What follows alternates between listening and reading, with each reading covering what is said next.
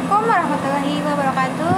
Saya Istiqomah, saya dari kampus Universitas Pancasakti Bekasi, dan saya dari Prodi Pendidikan Anak Usia Dini angkatan 2019.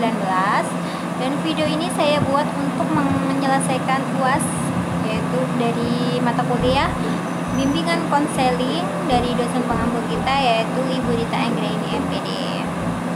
Dan hari ini saya akan menjelaskan tentang studi kasus. Nah, sebelumnya saya akan melampirkan kartu UAS saya dulu ya.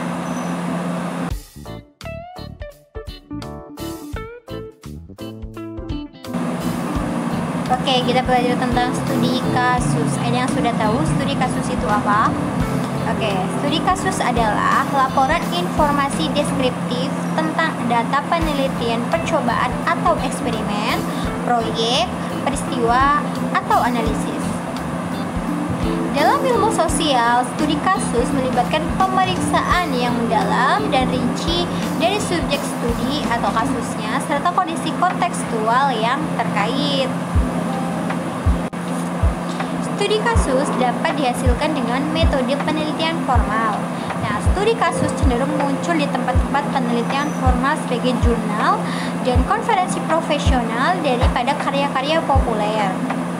Studi kasus banyak digunakan dalam disiplin dan profesi, mulai dari psikologi, antropologi, sosiologi, dan ilmu politik hingga pendidikan, ilmu klinis, pekerjaan sosial, dan ilmu administrasi.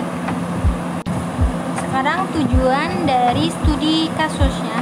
Nah, tujuan studi kasus ini ada dua, jadi yang umum sama yang bidang ilmu. Tapi saya akan menjelaskan tentang yang bidang ilmu secara singkatnya ya. Jadi kalau tujuan studi di bidang ilmu ini ada tiga. Yang pertama adalah tujuan di balik studi psikolog adalah mencari informasi mendalam tentang otak manusia, perilaku atau pemikiran kognitif. Nah, yang kedua, tujuan studi kasus sosiologi akan serupa dengan psikolog, kecuali yang melihat ke dalam perilaku atau interaksi di dalam, antara, atau di sekitar komunitas, kelompok, atau organisasi. Nah, yang ketiga, tujuan dari studi kasus para ilmuwan adalah untuk bereksperimen di antara teori atau menghasilkan teori baru. Nah, para ilmuwan dapat mengembangkan hipotesis dan merinci melalui penelitian mereka dan bereksperimen ketika memproses melalui jenis studi kasus pilihan mereka. Nah, baik, nanti kita kasih contoh studi kasus ya. Studi kasus biasanya digunakan untuk penelitian ilmu sosial dan pengetahuan pendidikan. Sebagai contoh, studi kasus dapat digunakan untuk mempelajari masalah psikologis seperti perkembangan anak yang dibesarkan oleh orang tua tunggal, tuli, atau efek pada anak yang telah diisolasi, disalahgunakan, dan diabaikan hingga usia 12 tahun.